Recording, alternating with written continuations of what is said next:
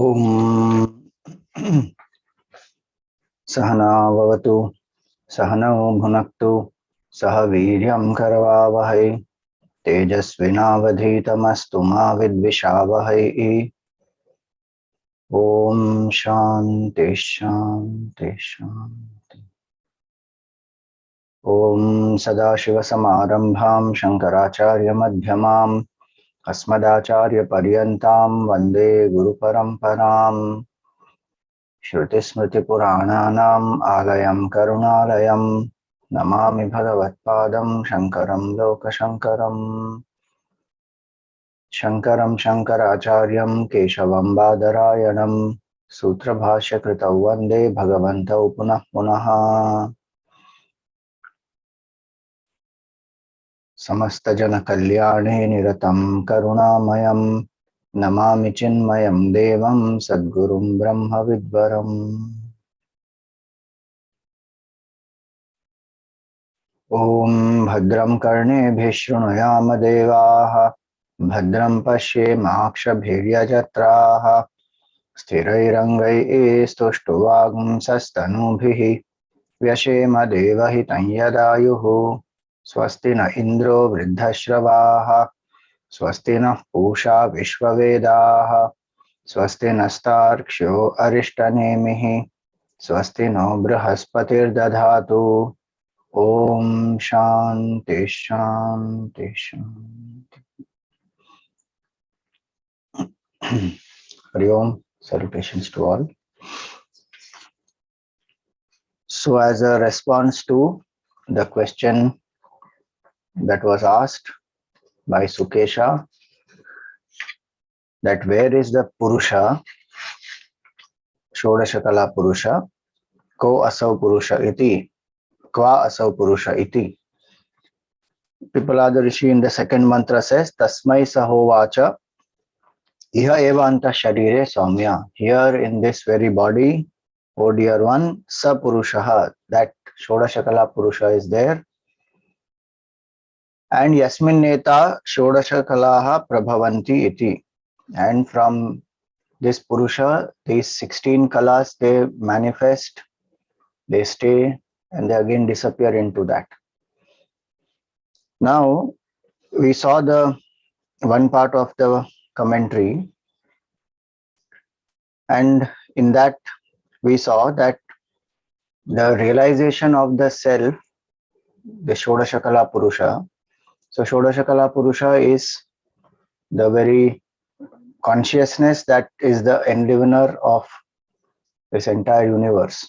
And where is it to be realized? Not anywhere outside, here in one's own heart, through the steady contemplation, having purified the mind, one contemplates, one will realize here as one's own self. Then it was also said that these 16 kalas,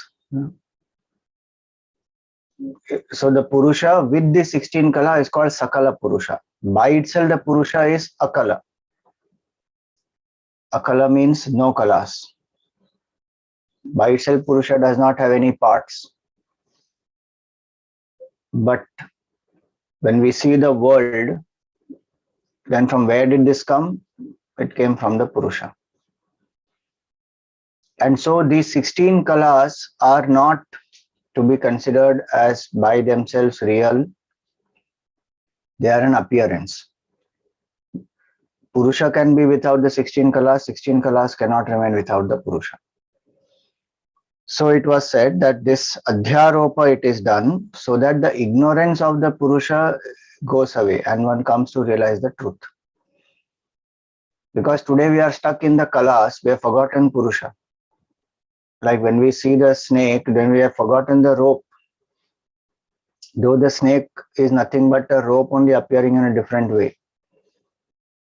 So attached to this world, attached to this BMI, one has forgotten the true self. And that ignorance of the self has kept the jiva in the cycle of birth and death. So here it is said that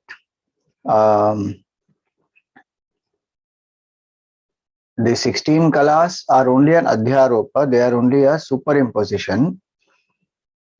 Because the absolute truth by itself cannot even be indicated without the help of these kalas. Right now we are in duality, so we have to use that only to rise beyond duality.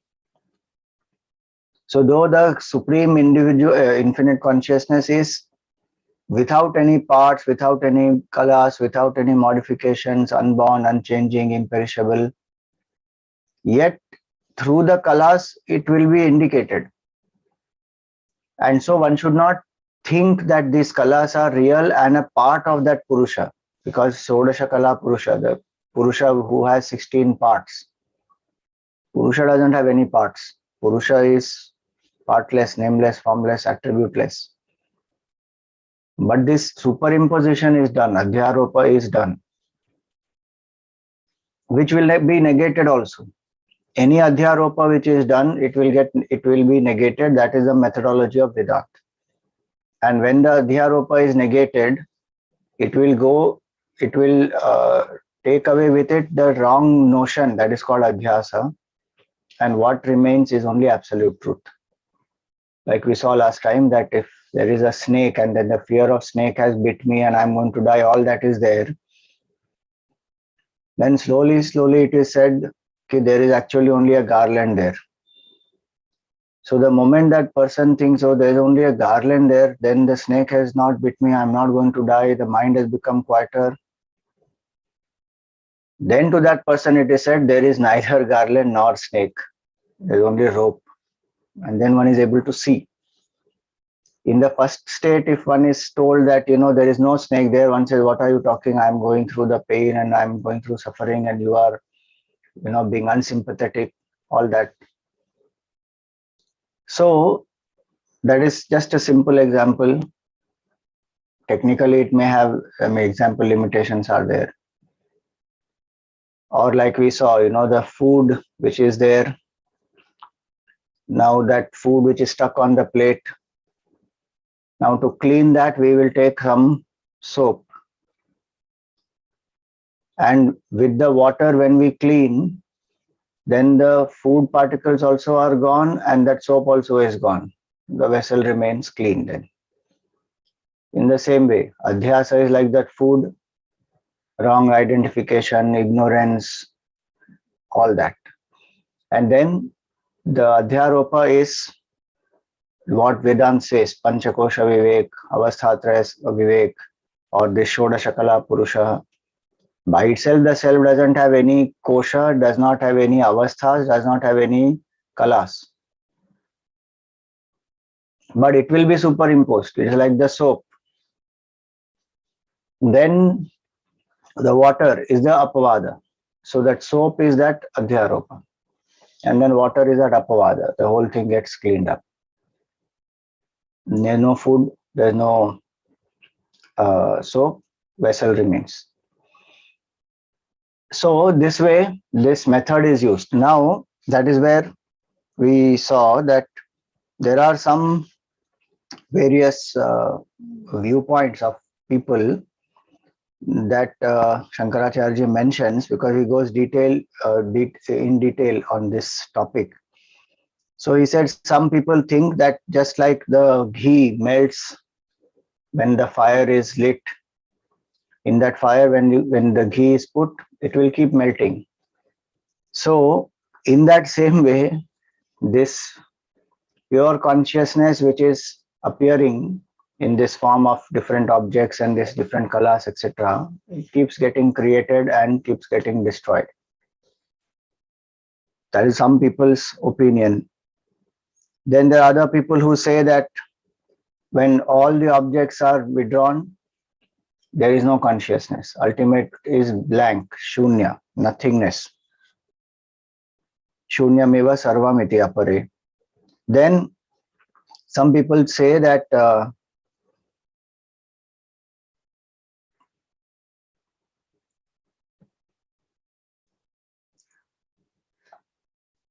these are the, so the Nayayikas we saw, and then the so what we saw Shunyavadi and there's Nayayikas.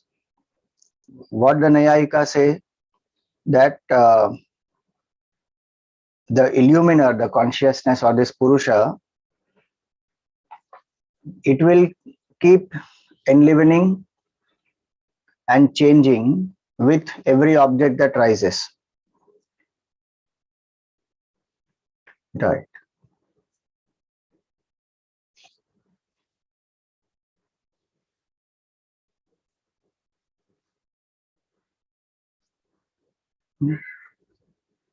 The knowledge of the pot and the rest arises and gets destroyed as a temporary phenomenon. On the eternal self, which imparts consciousness. So that is what the logicians or the Nayayikas will say. The knowledge of the pot and the rest arises and gets destroyed.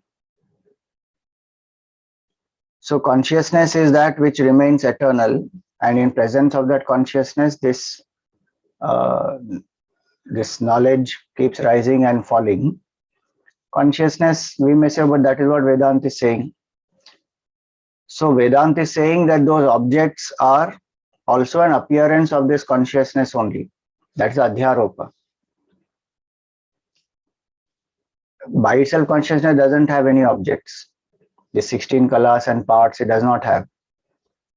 But it is called as 16 Shodasha Kala Purusha because these 16 are also not different from that consciousness. They are only an appearance of that. And through that, if we negate the 16, we will come to that unconditioned consciousness. That is what Vedanta is saying.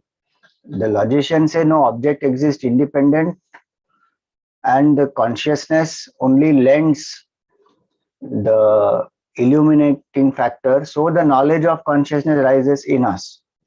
That's a subtle difference. So the knowledge of the pot and the rest arises and gets destroyed as a temporary phenomenon in our mind.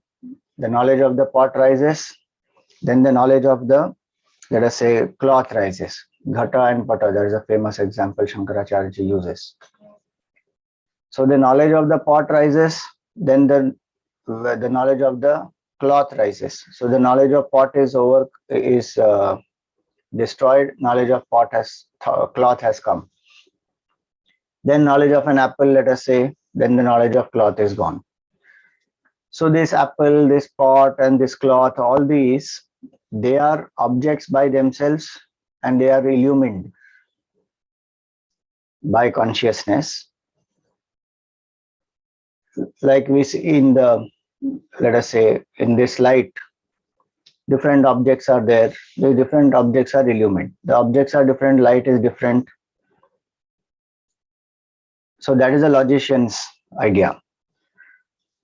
Then the materialists say that consciousness actually is a part of matter. A matter coming together in a certain way will produce consciousness.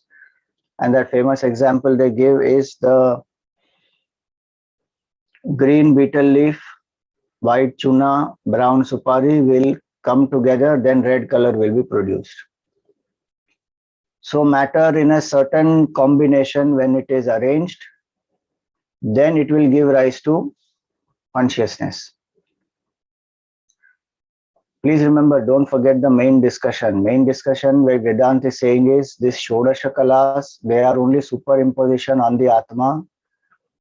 They are, so a superimposition always means that substratum appears as a superimposition. It is not that the superimposition is completely different from the substratum. And that is this Shodasha Kala Purusha is one way to understand the Purusha who by itself doesn't have anything. By itself the substratum doesn't have, the rope doesn't have even a bit of the snake or the garland. The sand doesn't have even one drop of the water, the mirage water. So by itself it is unconditioned.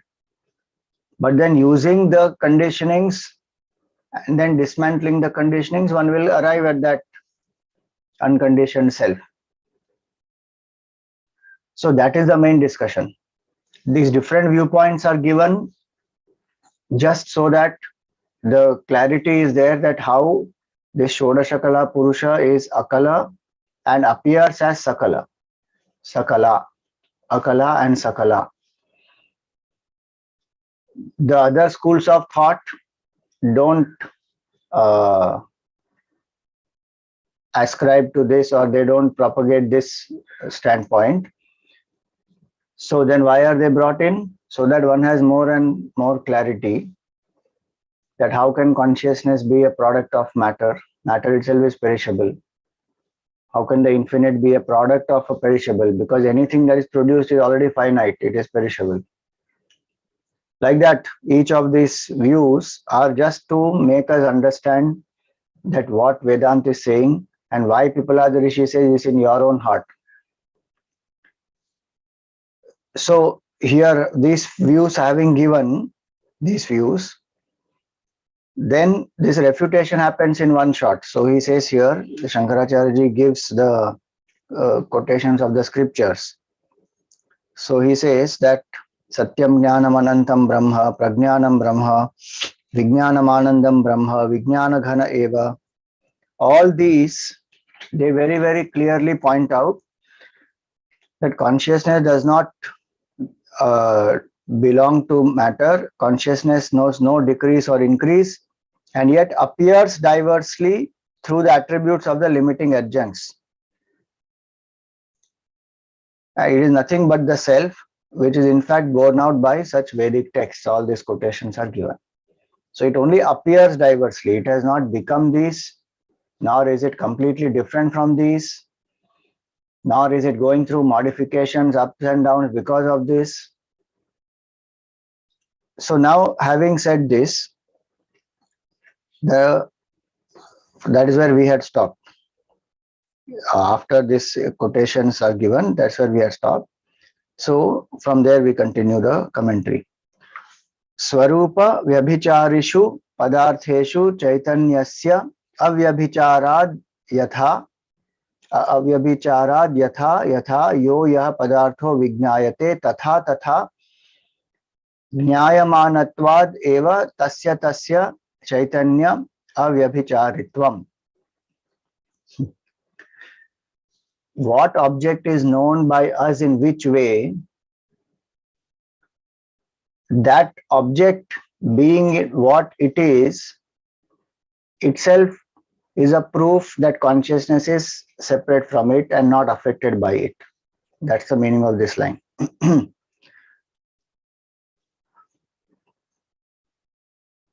See that consciousness is proved to be invariable, meaning changeless, from the fact that consciousness remains unchanged. So if I know apple, the appleness of the apple, okay, it is, let us say, red in color, green in color, it has a lot of water, fiber, all that, properties of apple. The appleness of the apple, the potness of the pot, made up of mud, maybe a some particular shape, will cool the water when it is kept inside. The potness of the pot and the appleness of the apple are experienced by us because the consciousness in enlivening the apple and the pot is by itself unchanging and unaffected. If consciousness becomes a part of that, it will become modifying, it will become changing, and we will not be able to experience the appleness of the apple or the potness of the pot distinctly. Why? Because a simple fact, any experience of change requires a changeless substratum. And if consciousness is changeless, that is why we have experience of the change. That apple is different, pot is different, each has different properties, and each of them are experienced by us differently. So that's why he says that consciousness remains unchanged even when objects change in their essence. And because anything that is known in any way emerges to consciousness only as such an object of knowledge.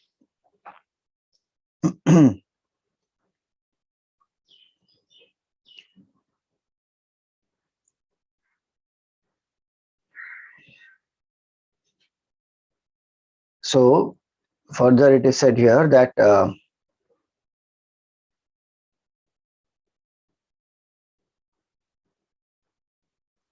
a pot may not exist if consciousness is not there. The pot may not exist at all, because that existence is what is making that pot exist. Existence, consciousness, bliss, Sachidananda, what we say, is what is making that pot even exist. If that existence is not separate from the pot, this existence will become a part of the pot. Pot itself will be destroyed, existence also destroyed. So it is not that the consciousness becomes a part of that. So the 16 kalas, the Purusha having 16 kalas, it is not that consciousness is completely a part of the 16 kalas, because when these kalas they get destroyed, then Purusha also will get destroyed. So this is to establish what we saw earlier. All this discussion now is to establish the fact that Purusha is independent of the kalas. And Purusha does not have any kalas also. But the kalas will have Purusha, will depend on the Purusha. And because of that Purusha only, we have the experience of different things in this world. And how strange it is, from a bhakti standpoint, if we say, because of God alone, we experience the whole universe.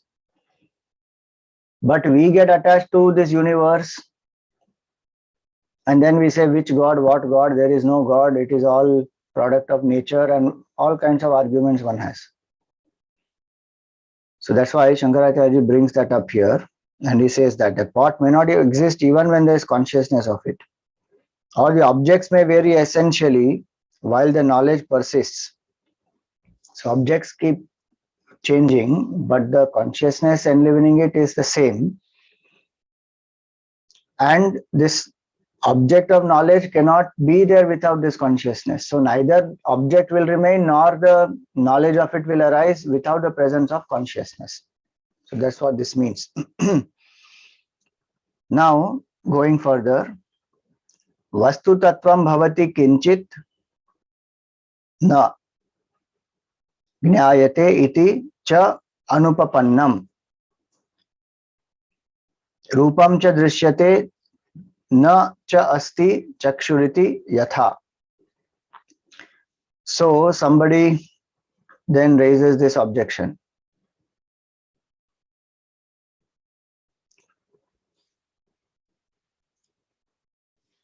The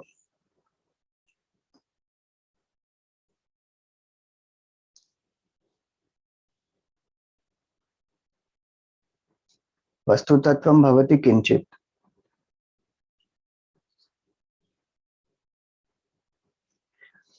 Now someone says the object remains. This is the argument independent of consciousness, that if I am not aware of some object, it still remains.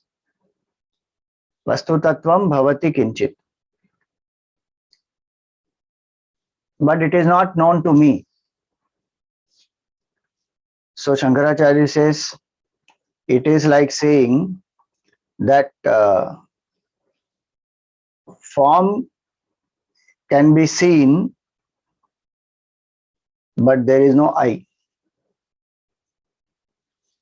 How can you see the form without the eye? Eyes have to be there first, then the form can be seen. If somebody says objects exist independent of themselves, just because I don't know does not mean they don't exist. Then from Vedant standpoint, that is a wrong argument, because first I have to exist, then the object can be perceived. The subject has to be there always. Then the subject will perceive the object. In the state of deep sleep, that is an argument which will go now. It will go towards deep sleep. In the state of deep sleep, the subject becomes absent, so the object is not perceived. The object, the world outside does not exist. Now, if somebody says, no, world exists, that is why we wake up in the same world. Next morning, we wake up in the same world. So I went to sleep, I didn't experience the world, and next morning I woke up, again the world exists. So world was existing even when I was asleep. That argument has its own limitation, because one is considering this duality as real. This body as real, this world as real. And One is assuming that the world was as it is when one was asleep. The world has gone through enough changes, and that the person also doesn't know, because the person didn't have any experience of the world. Only when this small I rises, enlivened by the big I consciousness, then the experience of the world happens. For that person who was in deep sleep, world did not exist. And it is a projection.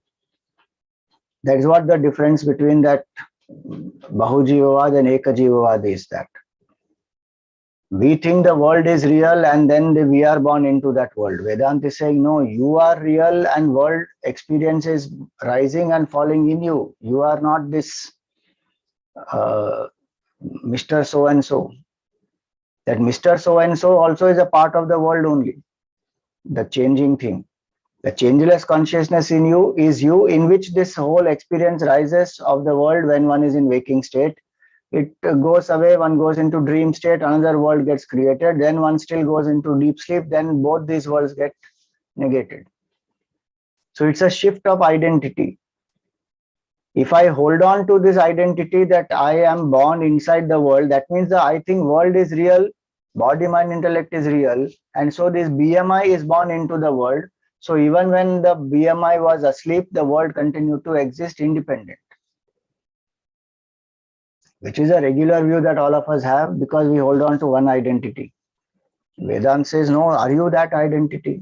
That is just a role, and that is just one part of the changing realm itself. So it will come to that.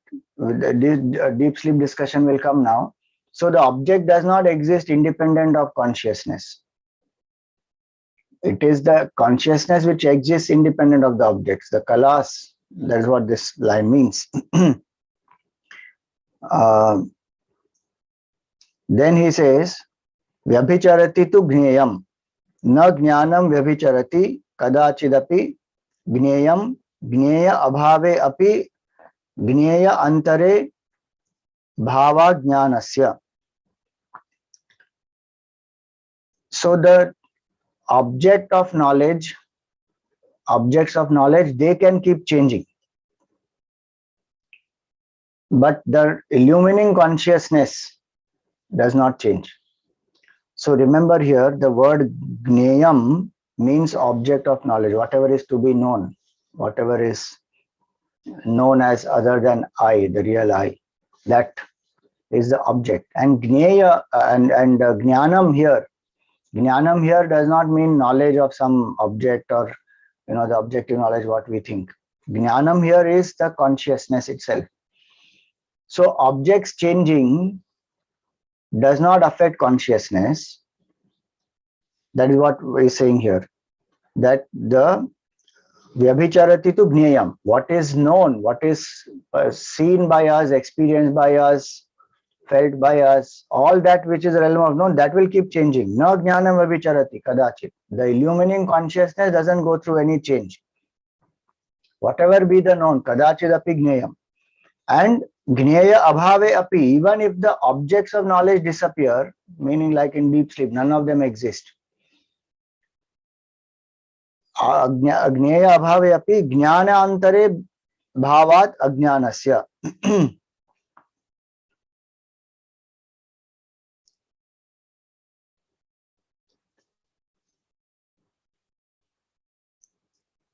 Even if the objects disappear, the illumining consciousness does not disappear. Like the light will illumine the objects which are below it right now. If all the objects are removed, the light will still illumine the absence of all the objects. There is no difference in that light which is illumining. In the presence of the light, we see the object, that is great. But if that does not mean that the object is lending existence to the light, and that if all objects are gone, then there is no light. That does not happen. So that's what he says here. Jnana antare bhavat ajnanasya.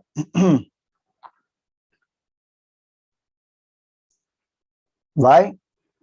Nahi jnane asati gneyam nama bhavati kasyachit sushupte adarsanat. We brought the example of sushupti.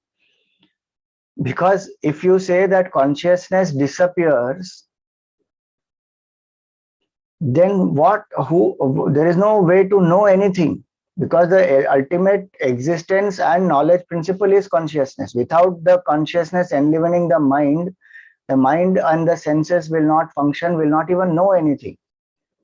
So if one says objects are removed, then consciousness is gone, then there's nothing to be experienced, nothing can be experienced. But that is not our experience. Even objects, they disappear like in deep sleep. That's why he gives the example of deep sleep. All objects disappear, but the enlivening factor, consciousness, still remains. It does not disappear. That itself shows by itself consciousness has no objects in it. It is akala. Just that, of course, Sushupti is avastha has ignorance, in the sense that there is a veiling. So we don't know that self as such.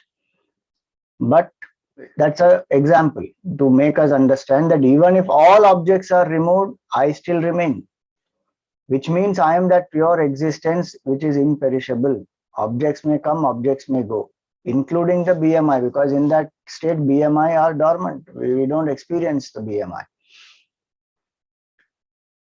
The more one reflects on this, the more fearless one will become, more detached one will become. Because I am not this BMI. Today my entire identity comes only from the BMI. Anything happens to the BMI, happening to me. So there is fear, anxiety, worries, tension, all this. And the greatest fear is that I will die. This body will perish. It is perishable actually, but I think I am perishable because the body is perishable. So then there is fear of death, fear of what will happen after death. Is there life after death? Where will I go after death? So many questions will come. What will happen to my family? What will happen to my property? What will be my next janma? All questions will be there in the mind, because the mind has that identity that I am this Mr. So-and-so.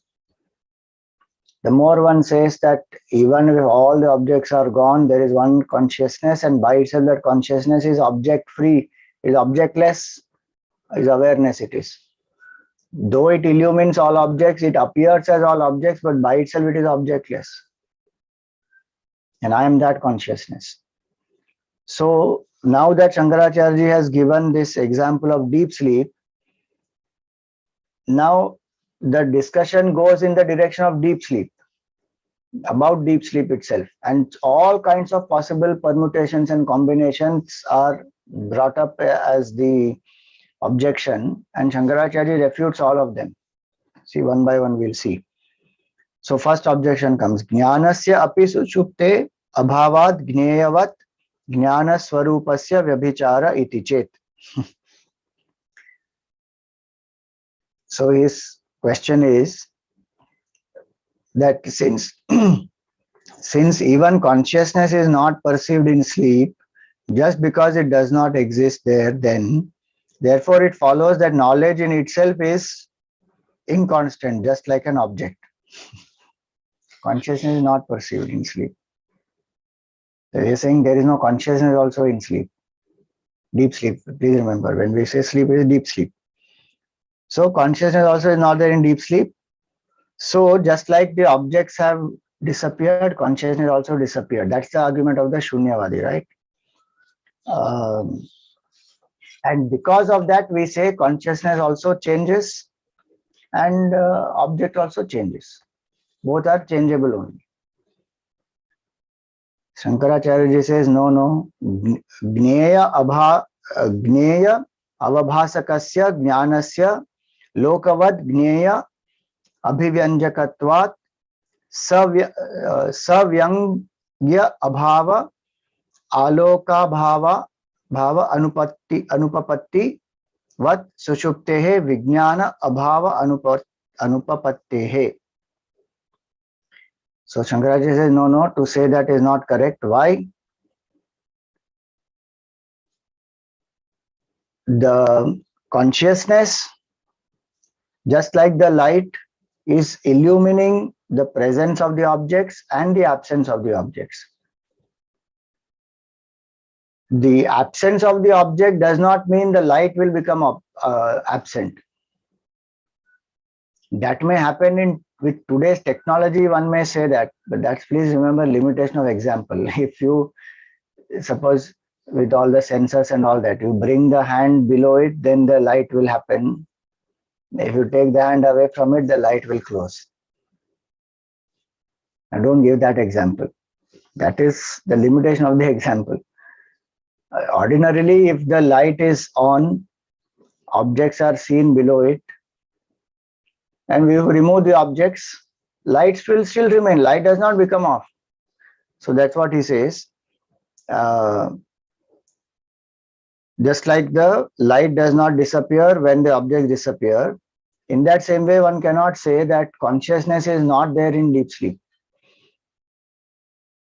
How can you say consciousness is not there in deep sleep? Because then there would be no experience of the deep sleep. And there would not be any recollection of that experience of deep sleep also. If consciousness is, absent. So he says, no, that is not correct. Nahi andhakare chakshusha. So he gives an example. Nahi andhakare chakshusha rupa anupalabdhau chakshusho abhavah shakyah kalpaitum vainashikena. So he says here that in the darkness,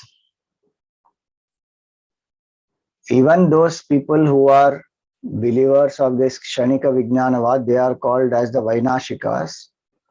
What they believe, every thought, with every thought, consciousness rises momentarily and disappears momentarily. They believe in that.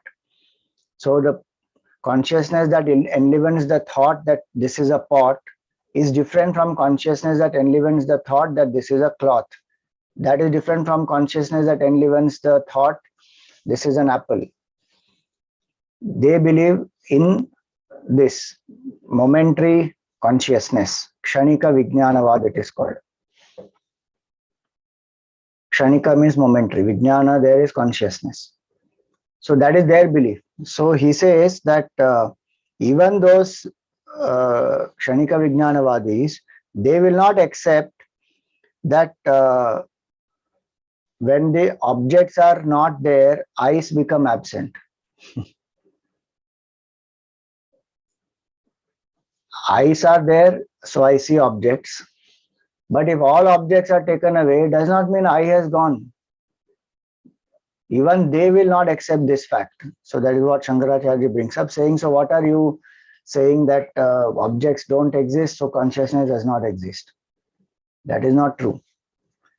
Now the next question he comes up with, the Madhyastha, he says that Vainashiko Gneya Abhave Jnana Abhavam Kalpayatyeva iti chet. So now his question is that those Kshanika Vijnanavadis, what do they say? That when the known is not existent or it is absent, then the knower also is not there. That is what they also believe in.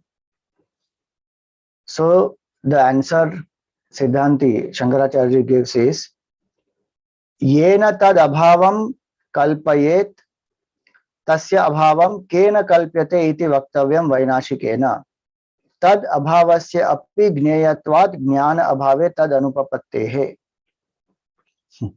So he says that Vainashika should tell that who knows the absence of this consciousness.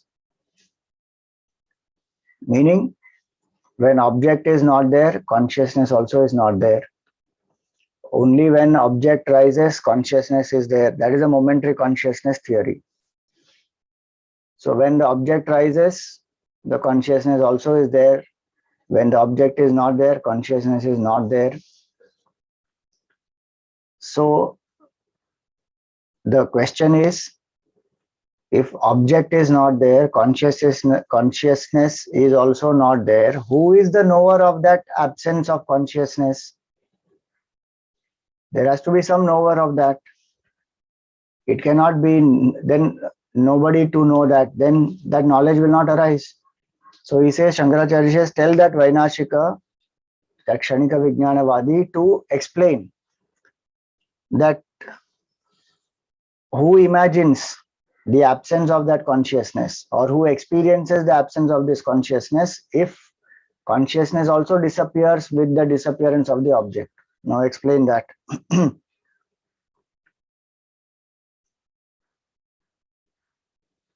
There has to be an ultimate knower of even the absence of that consciousness. And so if there is an ultimate knower, that itself shows that there is the illumining factor which is different. So one cannot say that consciousness becomes absent when the objects become absent. Because to know that absence also, presence is required. Simple logic that is. That's the logic of even Shunyavad. To refute Shunyavad, that's the logic. The ultimate reality is an absence. It's a void. The who knows that void? There has to be a knower of that void.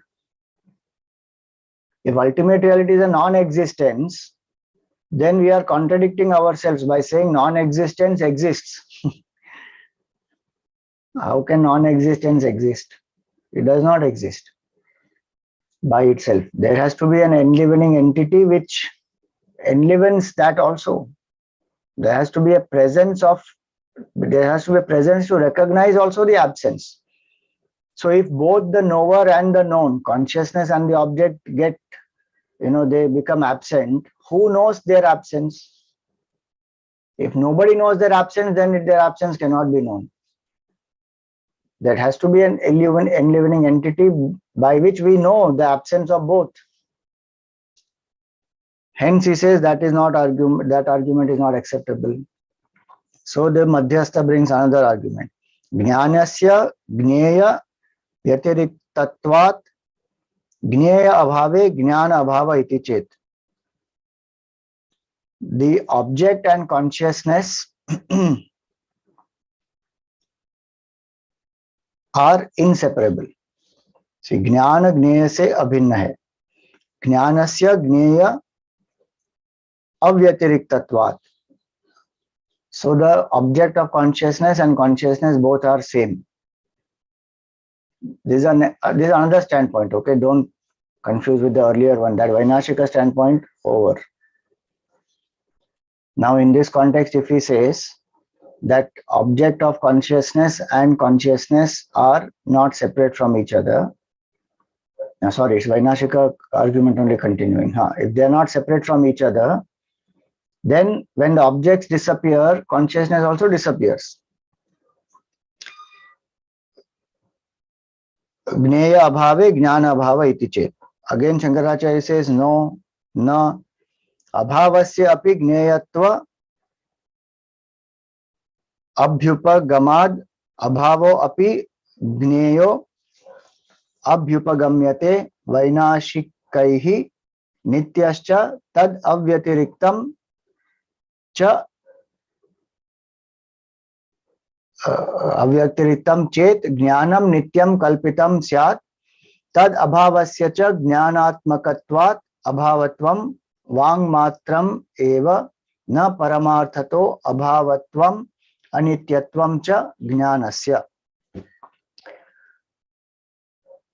So Shankaracharya says no, that is not acceptable, because even the absence is known. Abhava also is an object of knowledge by this ultimate knower. One. And this absence also is the object of knowledge, is accepted by the Vainashikas. And if you say that this absence of the object and consciousness, they are together, then he says here that jnanam nityam kalpitam syat tad abhavasya cha jnanatmakatvat abhavatvam.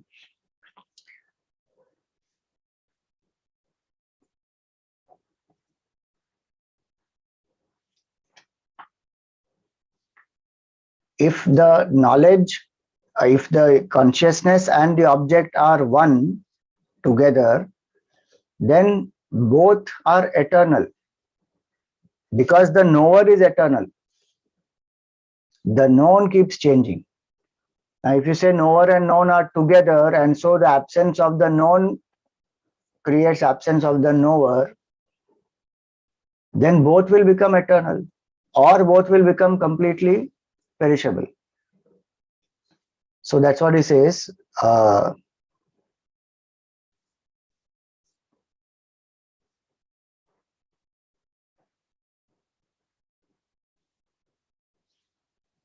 Both these possibilities are not correct. One.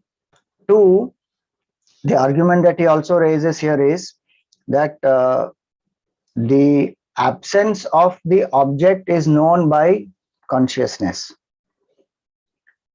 The absence of consciousness is only a theoretical construct. It is not possible, because if consciousness becomes absent, there cannot be another knower to know its absence, because that is consciousness. Then consciousness never became absent. So the absence of consciousness is only a point of theoretical discussion. It is not practical, or it is not experienceable at all. Because if you say consciousness became absent, who is the enlivener of that consciousness? Who is the entity aware of that absence of consciousness? If there is an entity which is aware of the absence of consciousness, then consciousness is existing in that form. So this absence of consciousness is only theoretical. It never became absent. It will never become absent. So that's the logic he has given here, that it is only Vang Matram Eva.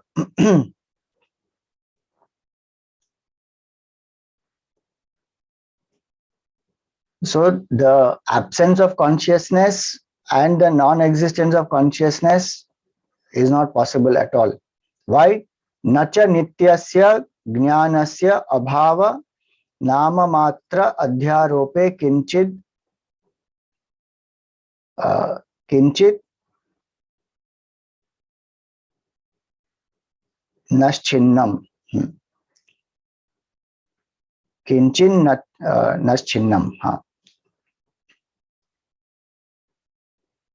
If you want to just rename the ultimate enlivening consciousness as absence,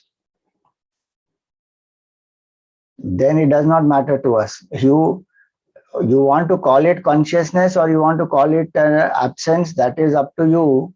But consciousness exists independent of this object, and consciousness does not disappear when the objects disappear. You call it consciousness, you call it absence, you call it shunya. That is whatever you want to call it. We don't have an objection if you just change the name, because anyway consciousness ultimately is beyond all name, form, attributes, all that. But if you say that consciousness does not exist at all, then that is not correct. You want to change the name, you change. You call it abhava, you call it. We don't have a problem. We say consciousness exists and it illumines all the objects and the absence of objects. That is a fact. It will not disappear with objects disappearing. Simple. We call it consciousness. We feel it is a presence, which is Satchidananda. You want to call it an absence, you call it. Does not matter. There is no difference. This is one of the things that actually the Dalai Lama told us. So when we went, I may have shared earlier also, I'm not sure. So when we went during our course to meet the Dalai Lama, we had gone to Sidbari as a part of the Vedant course. And there we went to meet the Dalai Lama. McLeodganj is where he stays, nearby. And there, one of the questions was asked to him was this, that how is Vedant and Buddhism separate from the standpoint of the ultimate goal? When Vedant says that consciousness is the ultimate reality and you are that consciousness, but Buddhism says ultimate reality is shunya, it is blank, it is void. So why does Buddhism say that? And what is the difference between Vedanta and Buddhism? And Dalai Lama said very clearly, he said, when we say blank, we only mean the absence of all the finite experiences. So if all that which is finite is transcended, which is what Vedant also says, Vedant says you realize consciousness. Buddhism says it is absence. It is a shunya. That shunya is not that it is a void. That shunya is to say that none of the finite experiences exist there. It is a state of awareness. That's it. So there is no difference actually from that standpoint of the core aspect of Buddhism which Buddha propagated, what Buddha spoke about, which is what they call enlightenment, because enlightenment is not an absence. It is dropping all attachment to the body, mind, intellect, to all the finite experiences. What one experiences in that state, that is the bodhi, that is the realization. It is not some zero or blank or void that other people have created, and then that whole Buddhism school of thought is there of Shunyavada, Kshanika Vijnanavada, all those things are there. But the Dalai Lama himself says it's just a different way of expression, which Vedant also has. Vedant also says Prapanchopashamam Shantam Shivam Advaitam Chaturtham Manyante Sa Atma. That is the Atma. Prapancha Upashamam. The whole world disappears in that state. It does not exist. But it does not stop there. So it will say Shantam Shivam, it is consciousness. Advaitam, it is non-dual. It will not say its absence. So the moment this absence word comes, then a lot of confusion starts. The ultimate truth is cannot be an absence, because absence also is an object of knowledge which is known by someone, a conscious entity. So that's what Shankaracharya says here, that if you just want to change the name, you can change, you put any name, we don't have any problem. But concept you cannot tamper with, because absence also is known by a presence only. Now this Madhyastha brings another argument. Atha abhavo gneyo api san jnana vyatirikta iti chet.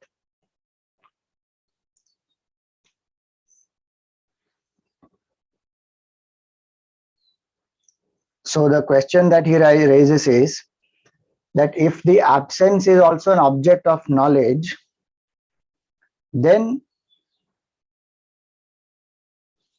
that absence is, if we consider that absence as different from the consciousness? So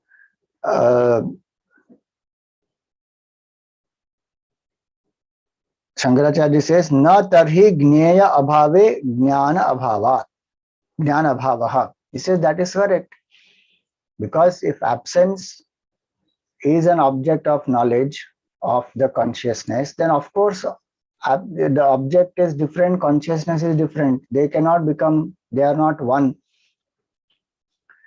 So in that context, the absence of all objects will not make consciousness absent, which is what we have been arguing throughout. So that is correct. What you are saying from that standpoint is correct. The absence is an object of knowledge of the consciousness. So consciousness knows absence like consciousness knows presence. So it does not become absent with the absence of objects, which is what the whole argument is. This person is saying that when objects are absent, consciousness is absent, because Shankaracharya gave example of deep sleep. Now that deep sleep, so he says no, consciousness also doesn't exist. So all these arguments came, and then finally he says, okay, if absence also is an object of consciousness, then it is different. He says correct, it is different, and that's why absence of object will not make consciousness absent. Now he brings another question. Gneyam jnana vyatiriktam natu jnanam gneya vyatiriktam iti chet. See all the permutations and combinations are very interesting. So he says that the object can be considered separate from the consciousness, but consciousness cannot be considered separate from the object. what if we have that argument? So that's his question. Object is separate from consciousness, but consciousness is not separate from the object. Look at that question. So Shankaracharya says, no, no. Shabda matratvat vishesha anupapattehe. Because this is only theoretical, it is not possible. Why? Gneya jnanayoho ekatvam chet abhyupagamyate gneyam jnana vyatiriktam jnanam gneya vyatiriktam na iti tu shabdamatram etad vanhi agni vyatiriktaha agnihi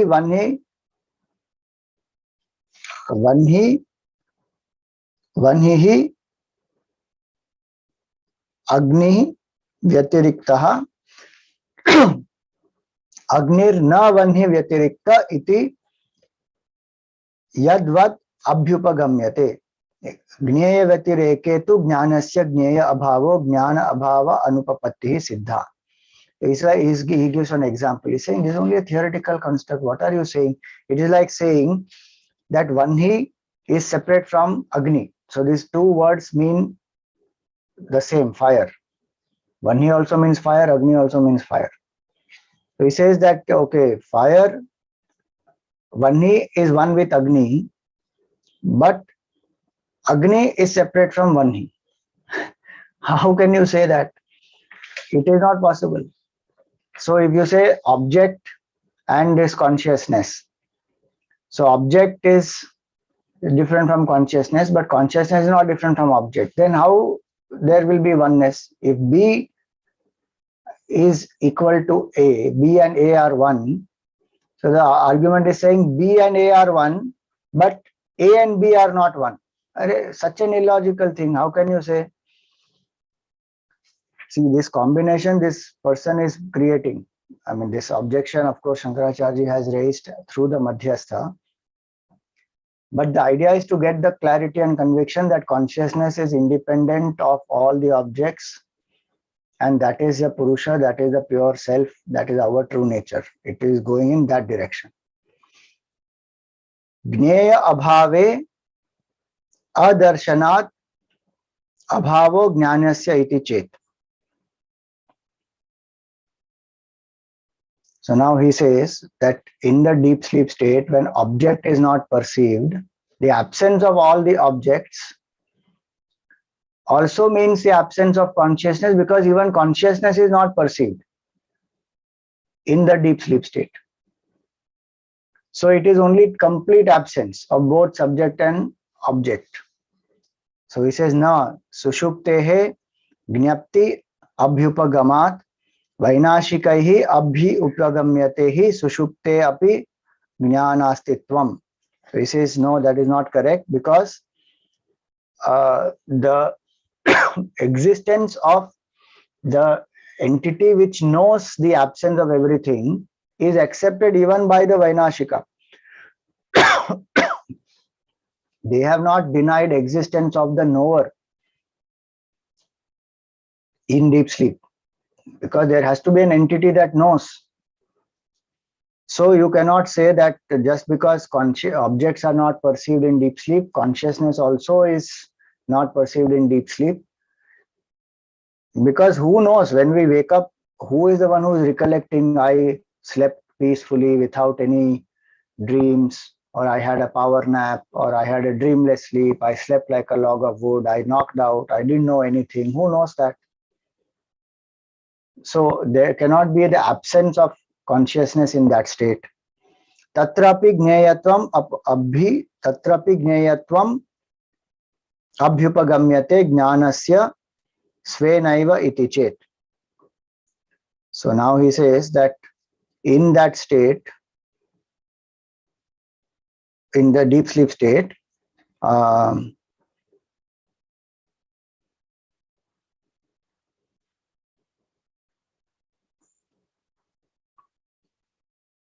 gneyatvam abhyupagamyate jnanasya svenaiva iti chet. So the knowingness, the illumining capability of consciousness that is Gneyatvam, is known by itself, is a question here.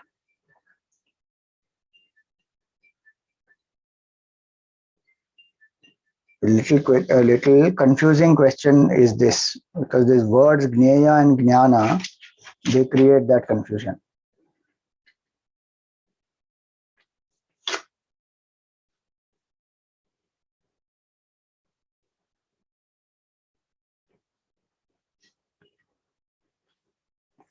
Gneyatvam api ubhagam, Gneyatvam abhyupagamyate jnanasya svenaiva iti chet.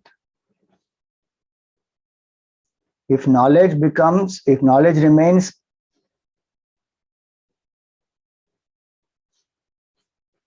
unknown to itself, then omniscience becomes untenable.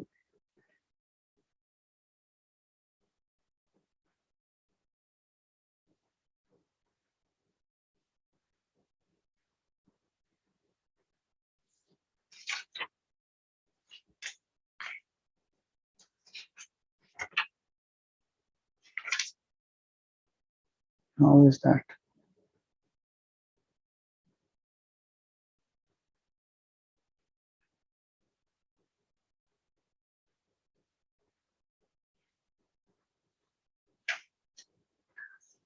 Huh.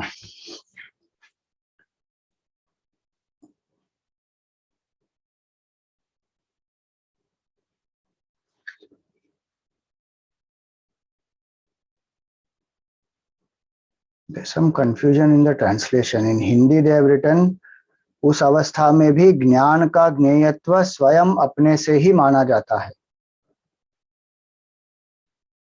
And in English the translation is, if knowledge remains unknown to itself, then omniscience becomes untenable. Some confusion. I will come back to this. Anyway, this, as I told you, this portion is a little subtle portion. One has to read few times, then one will understand. So what I will do is, because I don't want to leave this portion right now in half, we will again have a class on Monday morning, because this portion has to get completed. Because next Saturday we don't have a class, and further after that also we don't have. So 2 weeks, Saturdays we don't have a class. We have Balvihar camp and the Chick camp. So the class is on 21st. So I don't want that gap of so many days, because this chain of thought again to build up is very difficult. So we will again do this on Monday, and this portion alone we will complete. So Monday we will do a little early, and that will be from 6 o'clock to 6:45 on Monday. Whoever can attend, do attend. If you can't, then of course recording is available.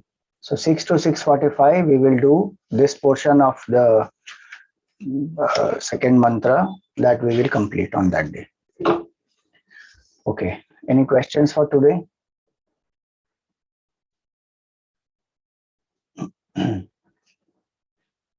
Again, my one suggestion is that before you come on Monday, if whatever we have done so far, even today you can go through, read, reflect. But for Monday class also be prepared with that. Then you will understand much better. Yeah. Thanks, Swamiji. So, I was following the first few objections and of course the clarifications to it. But this particular objection, it says that object is different from knowledge, but knowledge is not different from object. Like, I'm not even able to understand where is the objection coming from? Like, how is that an objection? So that objection, object is different from knowledge, but knowledge is not different from the object. Again, as he said, it's a theoretical this thing only. That was the refutation he gave. But the objection is coming from the fact that what we see in Vedant is that the object is actually an appearance of consciousness. So from that appearance standpoint, when we say object is not completely different from consciousness, but we feel object is different from consciousness because we have forgotten consciousness. So at one level, object does appear different from consciousness. But at other level, consciousness is not different from the object. Is the appearance theory, where substratum remains unchanged, but it appears as the superimposition, which is correct. Because in the absence of all the superimpositions also, substratum will remain. Right. This objection is coming from that argument. They are trying to use that argument to say that object is different from consciousness because object is known by consciousness, but consciousness is not different from the object. So if consciousness is not different from the object, absence of object will make consciousness also absent. But isn't it self-contradicting in some ways, what they're saying? Correct. That's what he says. No? That's what Shankaracharya also is saying. You are, first of all, this is a theoretical construct. It cannot be like this. And you are contradicting yourself only. Because in one way, you are saying object is different from consciousness. And so the consciousness is enlivening is the one who is enlivening the object. And object can come, it doesn't affect consciousness. And the other hand, you are saying, no, but consciousness and object are one. So absence of consciousness will be absence of object. Because finally they are coming, absence of object will be absence of consciousness. So finally, all arguments of the Madhyastha are to somehow come to prove that fact that consciousness also will become absent if there is no object. And all those permutations and combinations, some of them theoretical constructs, some of them half-baked Vedantic concepts, some of them from the nihilist standpoint, some from that Kshanika Vijnanavadi standpoint, all those are refuted by Shankaracharya. So his objection comes from there, mixing up different, standpoints.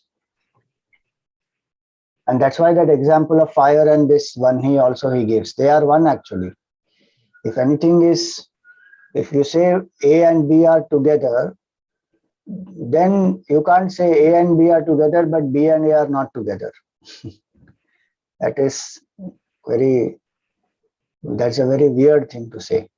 It does not happen like that. Either you establish oneness or you don't establish oneness. So if you're saying two things and there's a relationship between the two, then there can be one of either cause effect or something like that, but it cannot be reversed. Cause effect is there, it cannot be reversed, but equality should be reversed. Correct.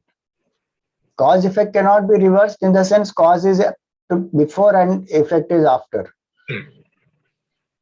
But equality has to be reciprocated. No, it cannot be one is equal to other, but other is not equal to one. That is not correct. Thank you so much. Om Purnamada Purnamidam Purnat Purnamudachyate Purnasya Purnamadaya Purnameva Vashishyate. Om Shanti Shanti Shanti. Harihi Om Shri Gurubhyo Namaha. Harihi Om.